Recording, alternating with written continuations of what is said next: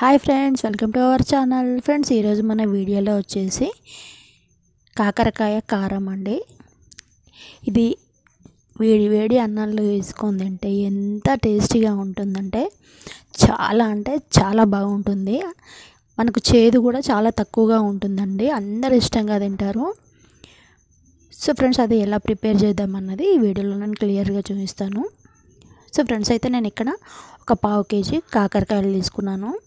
So అవి నీట్గా కడిగేసి వాటిని తూడ్చేసి కొంచెం వాటర్ మొత్తం ఆరిపోయిన తర్వాత ఇలా రౌండ్గా కట్ చేశాను అనమాట. సో మనకు వాటర్ ఉండకూడదు అనమాట. వాటర్ ఉండకపోతే అది ఎన్ని రోజులైనా మనకి నిల్వ ఉంటుంది. సో అదొకటి, వాటర్ ఉంటే ఆయిల్లో వేసినప్పుడు చిటపట ఎగురుతుంది కదా. సో అందుకని సో ఇక్కడ మనం ఏంటి అంటే మనం ఆ కాకరకాయ పీసెస్ని డీప్ ఫ్రై చేయాలి కాబట్టి కొంచెం ఆయిల్ ఎక్కువ వేయండి. సో ఫస్ట్ నేను ఆయిల్ చాలా హీట్ చేశానండి. తర్వాత మొత్తం లో ఫ్లేమ్లో పెట్టాను. సో లో ఫ్లేమ్లో పెట్టి ఇది ఎంతసేపు మనకు దాదాపు 10 to 12 minutes పట్టొచ్చు. ఆ టైంలో లో ఫ్లేమ్లో పెట్టే ఫ్రై చేయాలన్నమాట. అదొకటి ఏంటి అంటే మనకి అవి మాడకూడదు కానీ ఫ్రై అవ్వాలన్నమాట. చాలా క్రిస్పీగా అవ్వాలా. అలాగా నేను ఇక్కడ మధ్యలో చూపిస్తూ చేస్తున్నాను అనమాట.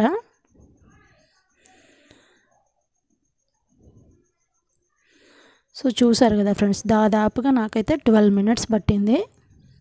సో రెడీ అయిపోయాయి ఇవి. నేను తీసేస్తాను అనమాట. తీసేసి చూపిస్తాను ఫ్రెండ్స్ మీకు. సో అదే ఆయిల్లో ఏంటి అంటే కొద్దిగానే పచ్చి పల్లీలు అండి, పల్లి పలుకులు ఉంటాయి కదా, అవి కొంచెం ఇట్లా 10 to 15 seconds వేగాక కొంచెం పచ్చిశనగపప్పు వాటిని కొద్దిగా వేయించండి. ఒక నిమిషం అలా 2 నిమిషాలు సరిపోతుంది మనకి. సో వేగింది కదా, దాన్ని కూడా తీసేసుకుందాం మనం. సో ఇదే ఆయిల్లో కొంచెం కరివేపాకు అండి. చాలా బెనిఫిట్స్ ఉంటాయి మనకు కరివేపాకు, తెలుసు కదా. సో ఇది కూడా అండి మనకు మాడకూడదు కానీ క్రిస్పీ కావాలన్నమాట. సో అందుకని నేను అక్కడ ఆయిల్లో వేసి స్టవ్ ఆఫ్ చేసేసాను.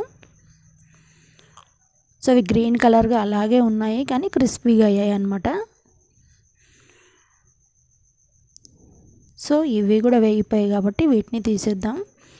నెక్స్ట్ వచ్చేసి అప్పటి వరకు మన కాకరకాయలు కొంచెం కూల్ అయిన తర్వాత మనం ఫ్రై చేసిన కాకరకాయలు కూల్ అయ్యాయి కదా. సో ఇప్పుడు మనం వాటిని మిక్సీ పట్టాలన్నమాట. నేను మిక్సీ జార్లో వేసాను. సో ఇందులో ఇంకా మనం ఇంగ్రీడియంట్స్ యాడ్ చేయాలి కదా. సో అవి ఏంటి అన్నది చూపిస్తాను.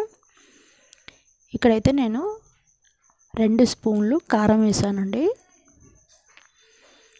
కారం పొడి, టేస్ట్కి తగినంత ఉప్పు, కొంచెం అంత పసుపు వేయండి. పసుపు వేయకపోతే మనకి కలర్ బాగుందండి, రెడ్గా కనబడుతుంది. సో ఒక వెల్లుల్లిపాయ ఉంటుంది కదా, రెబ్బలన్నీ పొట్టు తీయకుండా అలాగే వేసాను. ఇంకొకటి ఏంటి అంటే మనం వేయించిన పచ్చిశనగపప్పు పల్లీలు ఉంది కదా, అందులో సగం ఇక్కడే వేసేయండి. ఎందుకంటే మనకి వేసి మిక్సీ పట్టండి. ఇక్కడ మనకి చేదు రాకుండా ఉంటుందన్నమాట. కాకరకాయ అనేది చేదు ఉండదు, కంపల్సరీ ఉండదు. మీరు చేసి చూడండి ఒకసారి, అలా చేదు అనేది ఉండదు. సో చూసారు కదా, ఇక్కడ నేను పట్టాను అనమాట. సో ఫ్రెండ్స్, దాన్ని ఒక బౌల్లోకి తీసుకున్నాం. ఇప్పుడు మనము మిగతావి యాడ్ చేయాలి కదా. మనము వేయించి పెట్టుకున్న పల్లీలను, శనగపప్పు ప్లస్ కరివేపాకు ఉంది మనం. సో అవన్నీ యాడ్ చేసి ఒకసారి కలిపేసుకుంటే మనకి అయిపోతుంది. మన కాకరకాయ కారం అనేది రెడీ అయిపోతుంది అనమాట. సో నాలుకకి రుచి తగలకుండా ఉంటుంది చూడండి. అప్పుడు తినండి, అప్పుడు అని కాదు, అది ఎప్పుడు తిన్నా, కాకపోతే మనకు అన్నం తిని బుద్ధి కాకుండా ఉంటుంది. ఆ టైంలో తిన్నారా అంటే చాలా రుచి తగులుతుంది అనమాట. ఆ నాలుకకి చాలా బాగుంటుంది. సో ఫ్రెండ్స్, చూసారు కదా, చూడగానే నోరూరే విధంగా చాలా బాగుంది. చూడడానికే చాలా అట్రాక్టివ్గా ఉంది. అందుకే నేను చెప్పాను పసుపు వేయండి అని. పసుపు వేస్తేనే మనకి చాలా అట్రాక్టివ్గా ఉంటుంది అనమాట, లేకపోతే రెడ్గా కనపడేది ఇది. సో అది ఫ్రెండ్స్ మన కాకరకాయ కారం రెడీ అయిపోయింది ఫ్రెండ్స్. ఈ వీడియో కనుక మీకు నచ్చితే లైక్ చేయండి, షేర్ చేయండి, కామెంట్ చేయండి ఫ్రెండ్స్. ఇలాంటి మంచి వీడియో కోసం ఛానల్ని సబ్స్క్రైబ్ చేసుకోండి. పక్కనే బెల్ వస్తుంది, బెల్ని నొక్కండి ఫ్రెండ్స్. ఇలాంటి మంచి రెసిపీస్ మన ఛానల్లో ఉన్నాయి. ఒకసారి ఛానల్ని విజిట్ చేయండి ఫ్రెండ్స్.